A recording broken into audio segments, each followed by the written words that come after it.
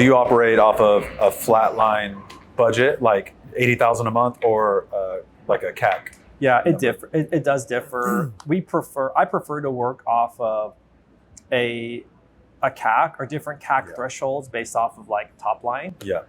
Actually, what we really prefer as well is like contribution margin if we can, or CAC, frankly.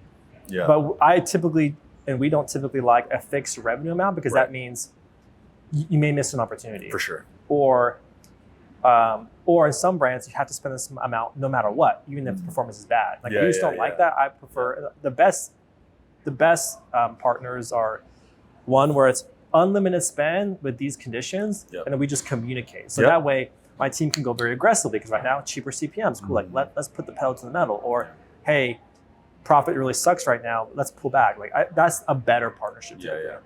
Because I always advise clients that way too, is I really like a CAC number, because then I work off of customers, which even average order value, the first purchase, that's just a customer, right? It's your average customer value.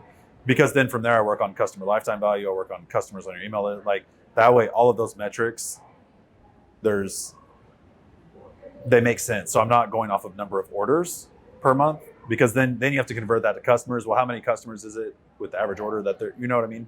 Like it just makes sense all through.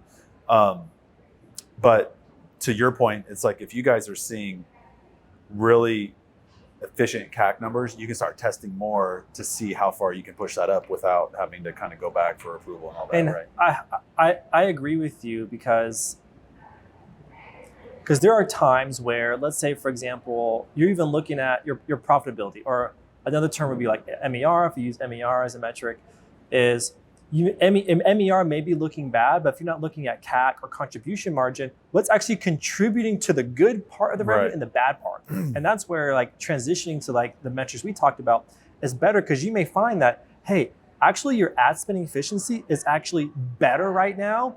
The reason why your MER, your profitability sucks, because, oh crap, like look at your returning customer rate.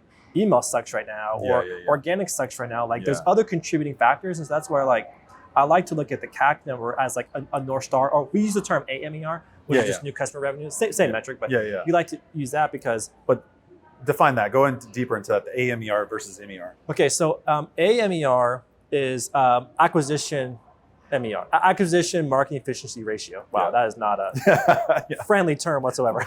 We'll just call it AMER. Yeah, wow, that's really confusing. So what that means is we just look at what's actually the revenue from new customers only. So what's the cost to acquire new customers? What's the revenue from new customers only? Because like that's the lifeblood of most e-commerce brands. Right. Whereas MER takes all gross revenue and all advertising spend as a ratio. Right. Whereas the downside of MER is you can't tell really well what's contributing to it.